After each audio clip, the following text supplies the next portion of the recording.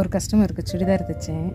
அதில் மீந்த துணி வழக்கம் போல் ஒரு ஹேண்ட்பேக் தைக்கலான்னு தான் எடுத்திருந்தேன். வந்த துணிக்கு 2 பார்ட், 2 சைடுக்கும் பார்ட் எடுத்துக்கிட்டேன். பாலத்துக்கு எடுத்துக்கிட்டேன்.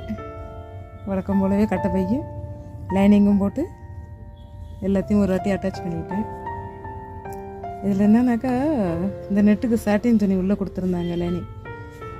அது மாதிரி இந்த நெட்டு உள்ளே சாட்டின் துணி கொடுத்துருக்குறேன். அதுக்கு உள்ளார தனியாக லைனிங் துணி கொடுத்துருக்குறேன்.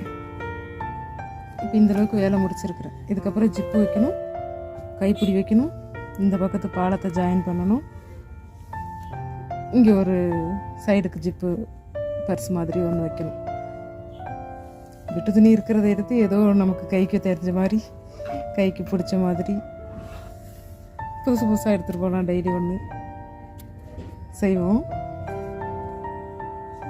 ஜிப்பு வச்சிட்டோம். கைப்பிடி சைடுக்கு பேக்கெட் வைப்போம். கைப்பிடிக்கு லைனிங் கொடுத்து உருட்டி அடிச்சுக்குவோம். இது வச்சு இந்த பக்கம் பட்டையாக ஒரு நாடை அடிச்சுக்குவோம். கைப்பிடி அடித்து ரெடி பண்ணிக்கிட்டோம். சாட்டின் துணி கொஞ்சம் சுருக்கமாக தருது. அயன் பண்ணிட்டோம்னா சரியாக போயிடும்.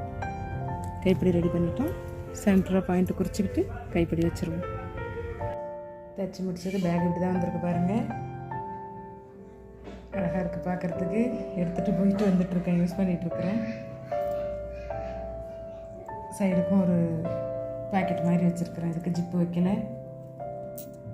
எங்கே போனாலும் நமக்கு தைலம் தான். வெளில போகிறப்போ கொஞ்சம் கஷ்டமாக இருக்கும். தைலம் எப்பொழுதும் வச்சுப்பேன். இங்கே லைனிங் துணி, சாட்டின் துணி கிடைக்கலங்கிறதுனால லைனிங் இல்லாமலே வச்சுட்டேன். Side purse